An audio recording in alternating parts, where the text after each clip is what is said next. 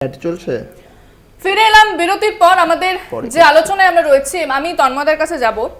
এই যে বারবার বলা হচ্ছে একটা উপনির্বাচন, তাতেও এত বল প্রয়োগ করতে হচ্ছে, তাতেও এত সন্ত্রাস, বারবার যে শাসক দল তাকে তো এই কথা শুনতে হচ্ছে, এই জায়গাটা থেকে আপনি কি বলবেন? না, এই একটা উপনির্বাচন এখানে কেন এত এফোর্ট দেওয়া হচ্ছে, বিষয়টা এরকম না। আমরা রাজনৈতিক দল হিসাবে এবং আমি একজন রাজনৈতিক কর্মী হিসাবে মনে করি যে প্রত্যেকটা জিনিস গুরুত্বপূর্ণ। একটা নির্বাচন, সেটা যদি পঞ্চায়েত নির্বাচন হোক, উপনির্বাচন হোক, লোকসভা নির্বাচন হোক, বিধানসভা নির্বাচন হোক, প্রত্যেকটা নির্বাচনের রাজনৈতিক লড়াই মাটিতে পড়ে থেকে দিতে হয়। এই লড়াইটা মাটিতে পড়ে থেকে যদি না দেয় এবং তাদের সংগঠন না থাকে, তারপর বিরোধীরা যদি দাবি করেন যে সমস্ত ভোট জোর করে জিতে গেল, এইটা হচ্ছে কোনো কি বলবো, মানে ন্যারেটিভ ছাড়া হেরে যাওয়ার পর একটা লেম এক্সকিউজ, এটা দিয়ে লাভ নেই। তাপসদা যেটা বললেন যে এই সন্ত্রাসের উনি অনেক হিসেব দিচ্ছিলেন, বদলা নয় বদল চাই, যেটা মমতা বন্দ্যোপাধ্যায় বলেছিলেন, সেটা বলেছিলেন বলেই তারপর থেকে তাপসদাদের শাসনকালে, অর্থাৎ বামফ্রন্ট যখন ছিল, তখন প্রতি ঘন্টায় 4টে করে পলিটিক্যাল মার্ডার হয়েছে, তথ্য বলছে। আজকে তো সেই জিনিসটা হচ্ছে না। তাহলে সন্ত্রাসের কথা শুধু বললে হয় না, সন্ত্রাসের ডেটা তো অন্য কথা বলছে। সুতরাং বিষয়টা এটা নয়, ওনারা সাংগঠনিকভাবে দুর্বল হয়ে পড়েছেন, কিন্তু ওনারা মনে করছেন যে পারসেপশন দিয়েই হয়তো সবাই তৃণমূল কংগ্রেসের বিরুদ্ধে, মানুষ সবাই তৃণমূল কংগ্রেসের বিরুদ্ধে চলে গেছে, কিন্তু বাস্তবের মাটিতে আসলে অন্য কথা বলছে মানুষজন, সেটাই বারবার প্রতিফলিত হচ্ছে। এবং সেই জন্যই ওনাদের ভোট পার্সেন্টেজটা যেখানে ছিল সেখানে থেকে কমেই যাচ্ছে বা আশেপাশে রয়ে যাচ্ছে, বাড়ছে না। তো এরকম জেতা না জেতাটা পরের বিষয়, আগে তো ভোট শতাংশ যদি বৃদ্ধি পায় তাও বোঝা যায় যে হ্যাঁ ঠিক আছে, একটা জায়গায় পৌঁছাচ্ছে। অ্যাকচুয়ালি 2011-এর পরে বামেদের একটা বড় অংশের ভোট যে বিজেপিতে ট্রান্সফার হয়ে গেছিল বা করানো হয়েছিল, যাই হয়ে থাকুক, সেইটাকে ব্যাক করাতে বামেরা পারেনি, অর্থাৎ লেফট ফ্রন্ট সেই ভোটটা ব্যাক করাতে পারেনি। এখন সেইটা, তখন মনে হয়েছিল যে এটা দিয়ে তৃণমূল কংগ্রেসকে আগে ক্ষমতা থেকে সরিয়ে দেওয়া হোক, তারপরে আমরা পরবর্তীকালে ক্ষমতায় আসবো, কিন্তু সেইটা মানুষ মেনে নেয়নি। মানুষ যা ডিসিশন নেওয়ার সেটা মানুষ কাজ দেখে নিয়েছেন। আমি আবার বলছি যে বিভিন্ন জায়গায় যে উন্নয়নমূলক কাজ হয়েছে, যে প্রকল্পগুলো জনমুখী প্রকল্প হয়েছে, এগুলো সবই তার রিফ্লেকশন। সেই রিফ্লেকশনকে আমরা অস্বীকার করতে পারি, কিন্তু ফ্যাক্ট তো ফ্যাক্টই থাকবে। অস্বীকার করলে সেটা আমার নিজস্ব স্যাটিসফ্যাকশন বাড়তে পারে, আমাদের নিজস্ব যে পেরিফেরি, সেই জায়গায় নিজস্ব ইকোসিস্টেমের মধ্যে আমরা সন্তুষ্ট লাভ হতে পারি, কিন্তু আসলে মানুষ যে অন্য কথা বলছে, মানুষ যে অন্য কথা ভাবছেন, সেটা ক্রমাগত একটার পর একটা নির্বাচনে সেটা প্রতিফলিত হচ্ছে। সেটাকে অস্বীকার করা মানে মানুষের রায়কে অস্বীকার করা। দল যে এত বিপুল পরিমাণ ভোট পেয়ে তারা জিতছে ঠিকই, কিন্তু দলের মধ্যে যে একটা দ্বন্দ্ব, এই বিভিন্ন জায়গা থেকে সেটা উঠে আসছে, এই দ্বন্দ্ব কি একটা জনমানুষের প্রভাব ফেলবে না? এখান থেকে কি একটা বড় সেটব্যাক তৈরি হতে পারে? মনে হয় না, কারণ দলের মধ্যে কোনো দ্বন্দ্ব আছে বলে আমি মনে করি না।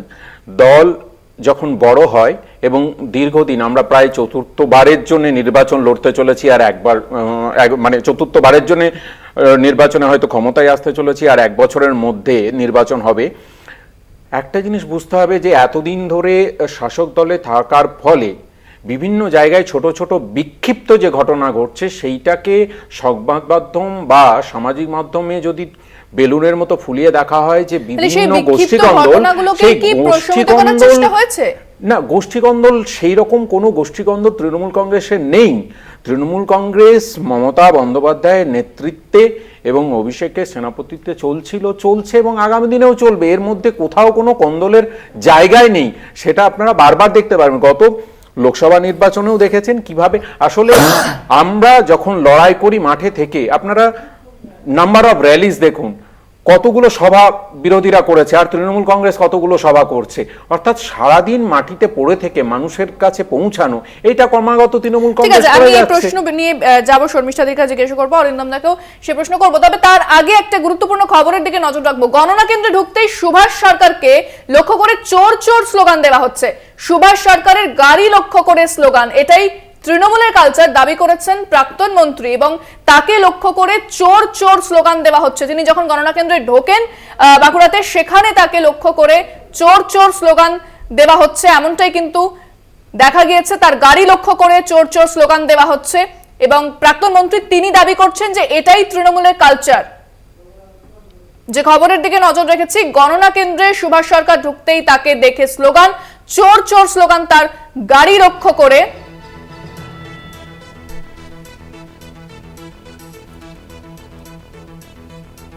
সুভাষ সরকারের গাড়ি লক্ষ্য করে স্লোগান।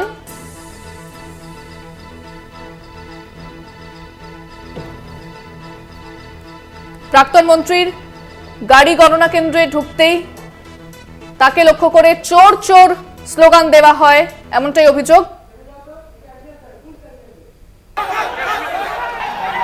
দেখতে পাচ্ছেন সেই ছবি।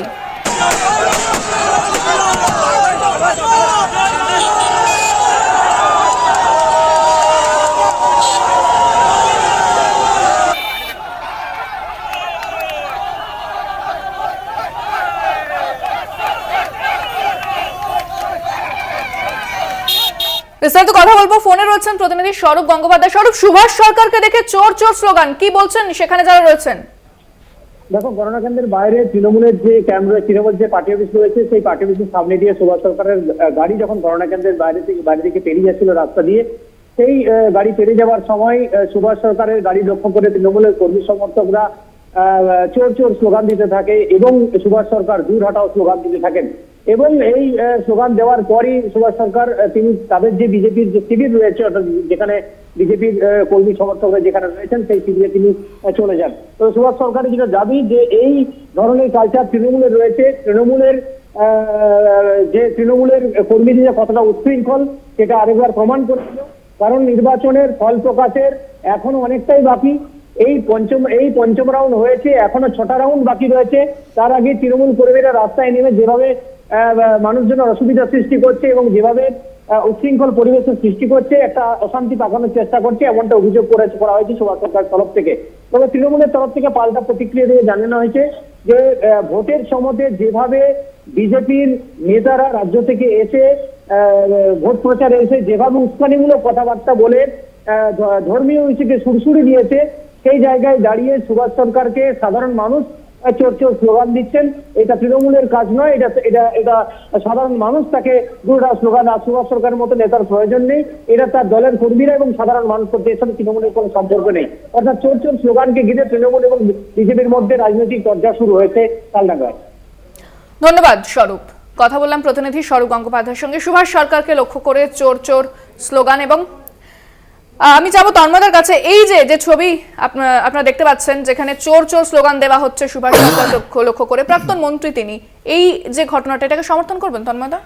প্রথম কথা হচ্ছে, সুভাষ সরকার মানে তো উনি যাকে ওনার এলাকার মানুষই ঘরে বন্দি করে রেখেছিল, তাদের দলের কর্মী সমর্থকরাই তো, যার নিজের দলের কর্মী সমর্থকদের কাছেই যার অ্যাকসেপ্টেন্স এইরকম লেভেলে, সাধারণ মানুষের কাছে তার অ্যাকসেপ্টেন্স কি সেটা তো বোঝা যাচ্ছে।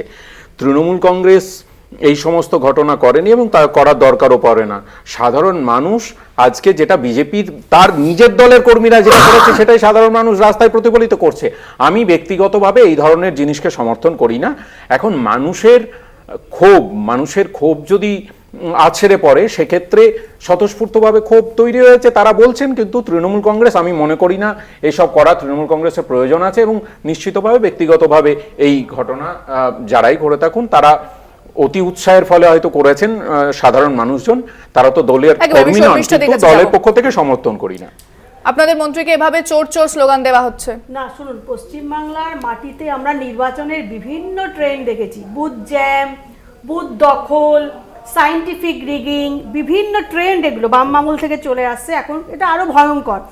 এবার গত লোকসভা থেকে একটা নতুন ট্রেন্ড চালু করলো তৃণমূল। সেটা হচ্ছে যখন বিরোধী পক্ষের, যে কোনো বিরোধী পক্ষে, বিজেপি তো তার সবার আগে, বিজেপির আমাদের যখনই ক্যান্ডিডেটরা সেই সেন্টারে ঢুকছে, ভোট কেন্দ্রে ঢুকছে, তখনই তাদের বহিরাগত বলে চিৎকার চেঁচামেচি করে, তাদের গাড়িতে ঢিল ছুঁড়ে গাড়ি ভেঙে দেওয়া থেকে শুরু করে তাদেরকে ঢুকতে দেওয়া হবে না। আর তৃণমূলের যারা সমস্ত ওই বাহিনী, লেটেল বাহিনী, তারা গুন্ডা বাহিনী, তারা থাকবে। এর কারণ এর একটা মানে হলো যে এটা করে তাহলে কি পুলিশ বা সেন্ট্রাল বাহিনী যারা থাকবে তারা সব ওই দিকে ব্যস্ত হয়ে পড়বে। হ্যাঁ, এই কথাটাই বলছিলাম। এই যে আমি এটাই বলছিলাম যে না আমি এটাই বলছিলাম, বাঁকুড়াতে না এই একটা গোষ্ঠীদ্বন্দ্বের কথা উঠে আসছিল, যেখানে সুভাষ সরকারের বিরুদ্ধেই দলেরই, বিজেপি দলেরই কিন্তু অনেকে তারা ক্ষোভ প্রকাশ করেছিল। আমি আসবো এ প্রসঙ্গে। তবে যে খবরের দিকে নজর রাখবো, সিতাইতে জয়ী তৃণমূল প্রার্থী সঙ্গীতা রায়, সিতাইতে জয়ী হয়েছেন তৃণমূল প্রার্থী সঙ্গীতা রায়, 1,30,156 ভোটে জয়ী, 1,30,156 ভোটে জয়ী সঙ্গীতা রায়। সিতাই তৃণমূল প্রার্থী ইতিমধ্যে জয়ী হয়েছেন তিনি, 1,30,156 ভোটে জয়ী হয়েছেন, 1,30,156 ভোটে জয়ী সঙ্গীতা রায়, সিতাই তৃণমূল প্রার্থী। বিভিন্ন জায়গাতে ইতিমধ্যে শুরু হয়ে গিয়েছে তৃণমূল কর্মী সমর্থকদের উচ্ছ্বাস, সবুজ আবির খেলা শুরু হয়েছে। তবে সিতাই থেকে যে খবর সামনে আসছে, 1,30,156 ভোটে জয়ী হয়েছেন তৃণমূল প্রার্থী সঙ্গীতা রায়, 1,30,156 ভোটে জয়ী তৃণমূল প্রার্থী সঙ্গীতা রায়।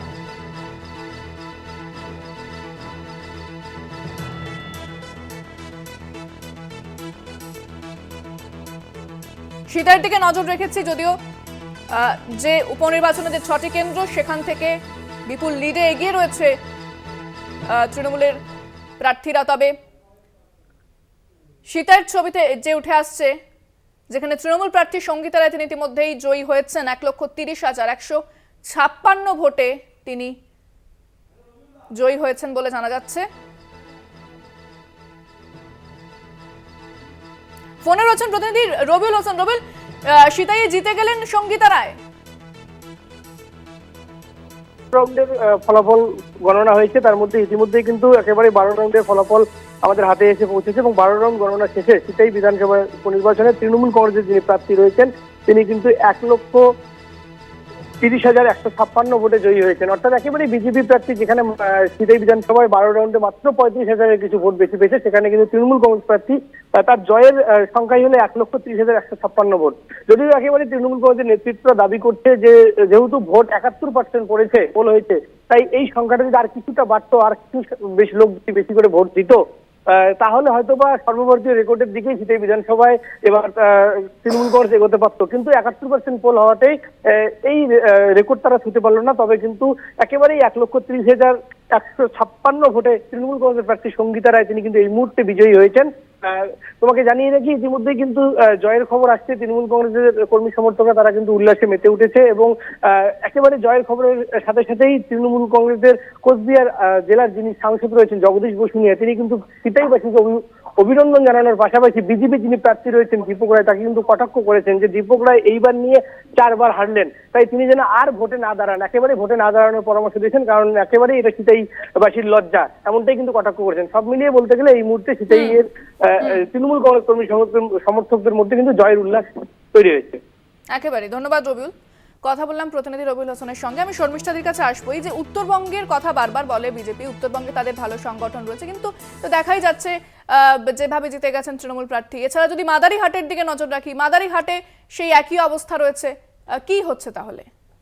দেখুন, সিতাই ওই যে জগদীপ বাসুনিয়া, তার হুমকি সেটা নিশ্চয়ই আপনারাও দেখিয়েছেন টিভিতে, সে কিভাবে তারা ভোট পরিচালনা করেছে, বিরোধীদের কিভাবে তারা হুমকি দিয়েছেন সেটাও আপনারা কিন্তু দেখেছেন। আসল কথা হচ্ছে, শুনুন, এই এক একটা নির্বাচন হচ্ছে, এক একটা নির্বাচন না, এক একটাই এলাকা হচ্ছে এক একটা মধুভাণ্ড। আমরা এই সাগরদিঘির কথা কিছুক্ষণ আগে হচ্ছে, সাগরদিঘি বা ঝালদা বলুন, আমরা দেখেছি এই এলাকাগুলো হারার পর কোথাও ওসি বদলে গেছে, কোথাও ক্যান্ডিডেটকে খুন করে দেওয়া হয়েছে। এই মধুভাণ্ড একটাও ছাড়া যাবে না, কারণ এইগুলো দখল করতে পারলে 5 বছরের জন্য সেটা তার দখলে থাকবে এবং এখানকার জল, মাটি, আকাশ, বাতাস, দুনিয়ার যা আছে, কয়লা, সমস্ত তার দখলে থাকবে। ঠিক আছে, আমি আসবো। ঠিক আছে, 25-75 ভাগাভাগি হবে। আমি অরিন্দমের কাছে আসবো। অরিন্দম দা, তাও বিজেপি বলে তারা উত্তরবঙ্গে একটা তাদের সংগঠন আছে, তৃণমূল এবং বিজেপির বাইনারির মধ্যে কংগ্রেস তাহলে কোথায়? দেখুন, এই বাইনারির বাইরেই তো আমরা বেরোতে চাইছি। এই যেই কি করে বেরোবেন? যেই বাইনারিটা তৈরি করার চেষ্টা করা হয়েছে দিনের পর দিন ধরে, সেই বাইনারির বাইরে বেরোনোর চেষ্টা করছি। তৃণমূল কি বলছে, বিজেপিকে রুখতে গেলে তাহলে তৃণমূলকে ভোট দিতে হবে, বিজেপি কি বলছে, তৃণমূলকে রুখতে গেলে আমাদের ভোট দিতে হবে। আমরা কি বলছি, এই তৃণমূলের যে চুরি, তৃণমূলের যে দুর্নীতি, তৃণমূলের যে অপশাসন, সেটাকে রুখতে গেলে আমাকে ভোট দিন। এই যে বিজেপি যে সাম্প্রদায়িক যে অবস্থান, সেই সাম্প্রদায়িক যে উস্কানি, তার বিরুদ্ধে লড়তে। দিদি আমি তো আপনার দিদি আমি আপনার কথা আমি আপনার মধ্যে হ্যাঁ গোল গোল না, আমি সোজাই বলবো, আমি সোজা বলবো দিদি, আমি সোজা বলবো, আমাকে বলতে দিন।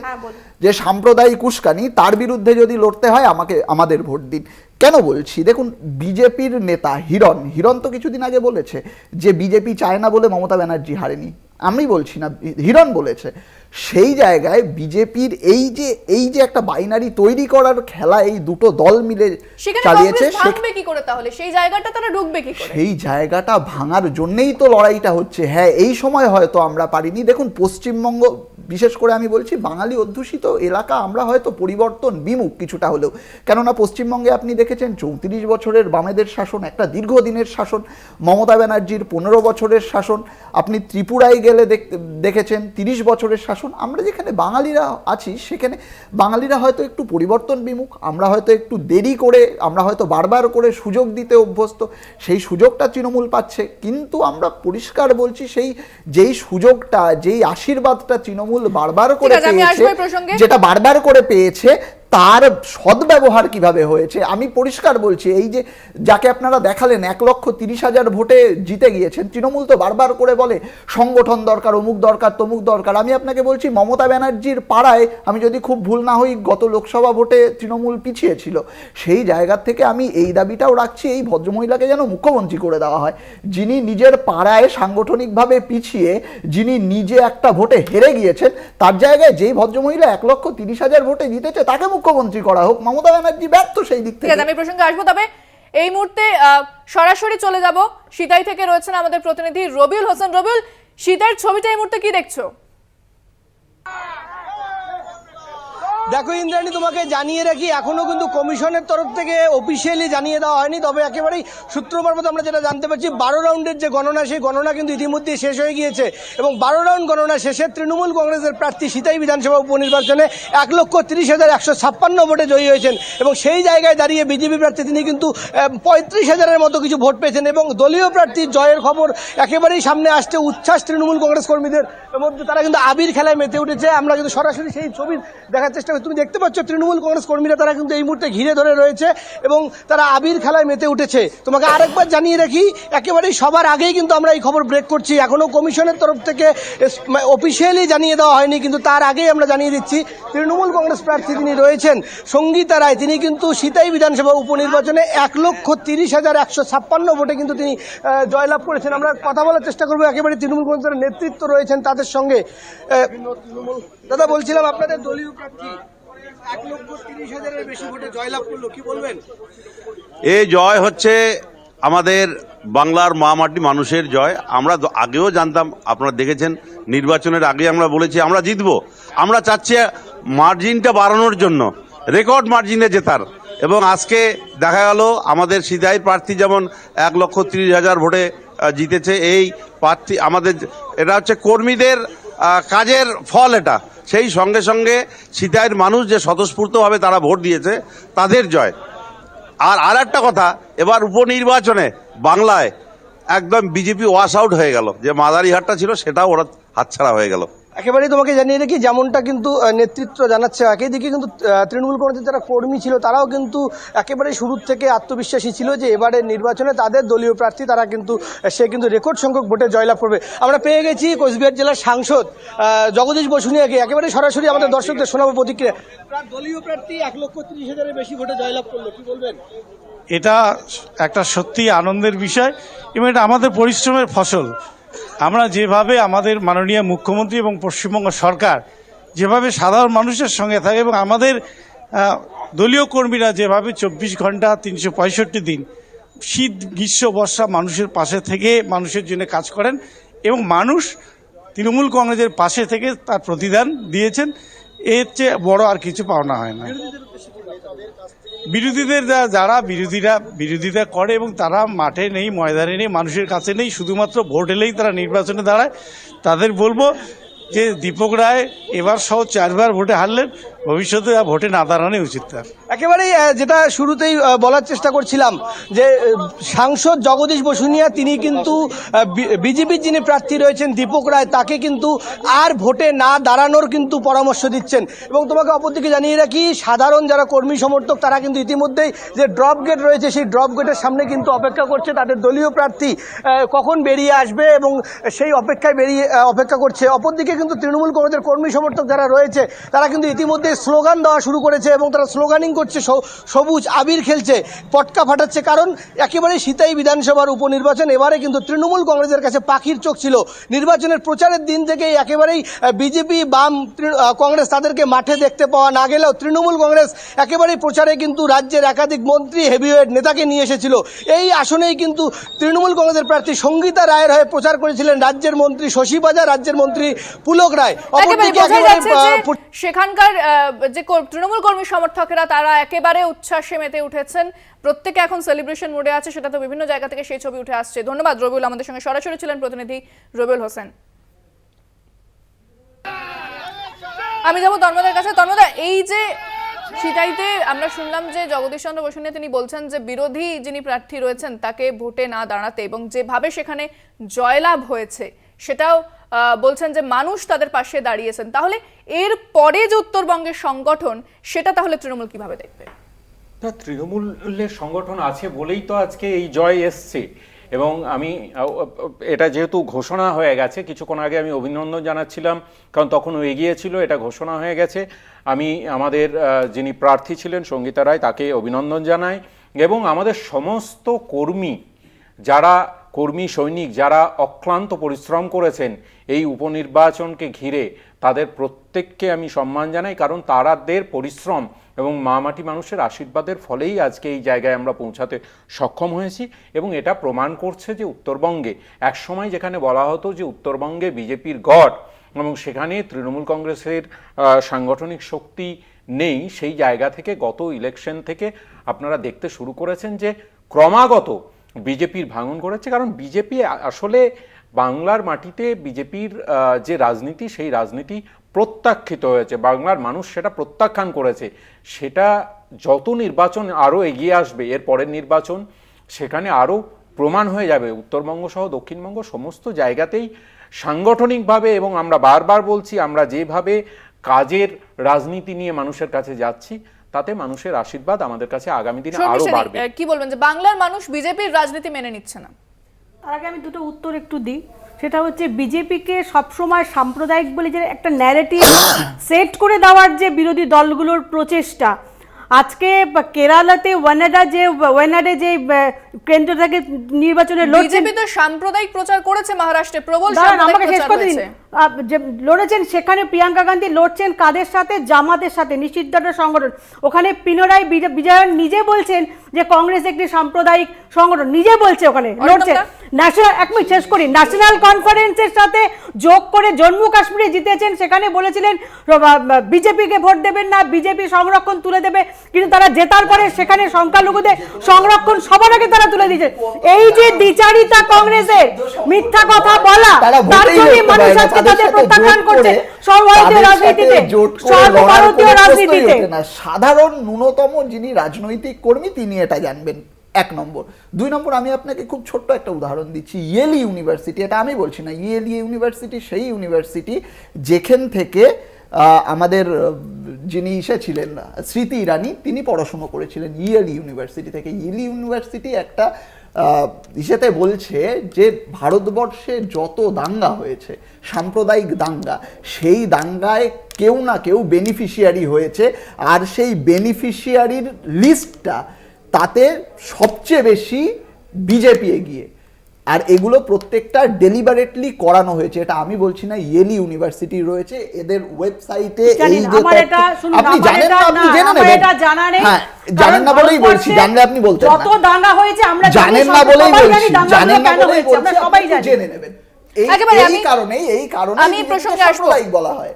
অরিন্দম দা আসবে প্রসঙ্গে, তবে মেদিনীপুরের ছবিটার দিকে নজর রাখবো। সরাসরি রয়েছেন প্রতিনিধি প্রসূন মুখোপাধ্যায়। প্রসূন, এই মুহূর্তে কি ছবি উঠে আসছে মেদিনীপুর থেকে, কি আপডেট পাচ্ছ?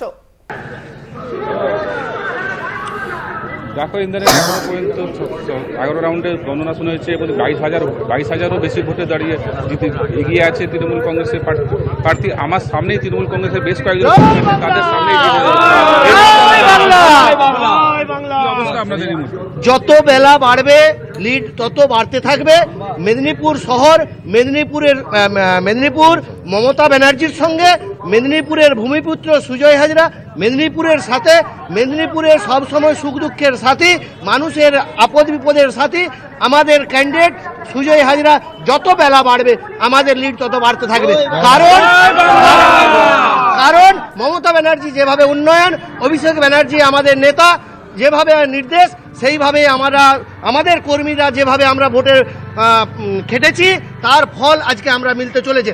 বিগত যত বিধানসভা হয়েছে মেদিনীপুর শহর, সেই সমস্ত রেকর্ডকে সুজয় হাজরা আমাদের ভূমিপুত্র, মেদিনীপুরের ছেলে, আমাদের ঘরের ছেলে, আমাদের ঘরের দাদা, আমাদের ঘরের লোক, অবশ্যই সমস্ত রেকর্ডকে ছাপিয়ে আজকে তার রেজাল্ট আমরা পাবো। মানুষ আপনি তো আগামী দিনে কাউন্সিলর, আগামী দিনে ভোটে জিতে কি কাজ বাকি আছে করবেন? আগামী দিনে কাজ তো আমাদের সরকার যেভাবে কাজ করছে সেইভাবে এগিয়ে চলছে। মানুষের কাছে কাজ সেরকম কোনো কাজ বাকি বলে নাই, শুধু যে অমৃত প্রকল্পের কাজ চলছে, কিছু অসমাপ্ত আছে, সেটা সম্পূর্ণ করাই হচ্ছে আমাদের লক্ষ্য। এছাড়াও ম্যানিফেস্টো দেখতেই পাচ্ছ ইন্টারনেট, এখানকার মানুষের মধ্যে প্রচুর উৎসাহ দেখা দিয়েছে এবং আগামী দিনে যেসব কাজ বাকি আছে বা যা সেই কাজগুলো ধন্যবাদ প্রসূন। আমাদের সঙ্গে সরাসরি ছিলেন প্রতিনিধি প্রসূন মুখোপাধ্যায়।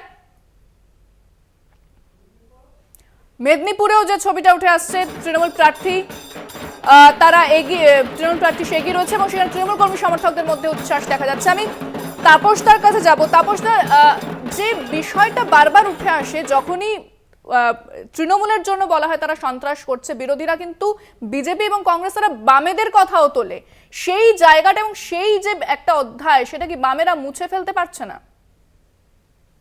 বামেরা দেখো, মানুষের সমস্যাগুলো নিয়ে সারা দেশ জুড়ে আমরা ময়দানে আছি। মানুষের সমস্যা নিয়ে, যেমন করোনার সবচেয়ে বেশি ময়দানে দেখা গিয়েছিল, তেমনি যেত আসছে না তার রকমের আছে। এই তো 1,30,000 ভোটে জয়, বুথ ভিত্তিক প্রদত্ত কত প্রদত্ত ভোট 6টার 6টা জিতবে। এতে সরকার যদি 6টাই হাতছাড়া হতো তৃণমূলের, সরকারের কিছু যায় আসতো না। এখানে তো গণতন্ত্রে এইটুকু বিরোধী স্পেস দেওয়া যে মানুষ তার তো করে রায়টা দিক। এখানে দলেরও একটা পরীক্ষা করার দরকার ছিল, যে তন্ময় বলল আসবো। এই যে আপনি বলছেন যে প্রসঙ্গ দলের একটা পরীক্ষা করা দরকার ছিল, আসবো এই প্রসঙ্গ দিয়ে আসবো। তবে এখন একটা বিরতির সময় হয়ে গিয়েছে, ফিরছি আরো আপডেট নিয়ে বিরতির পর, সঙ্গে থাকুন।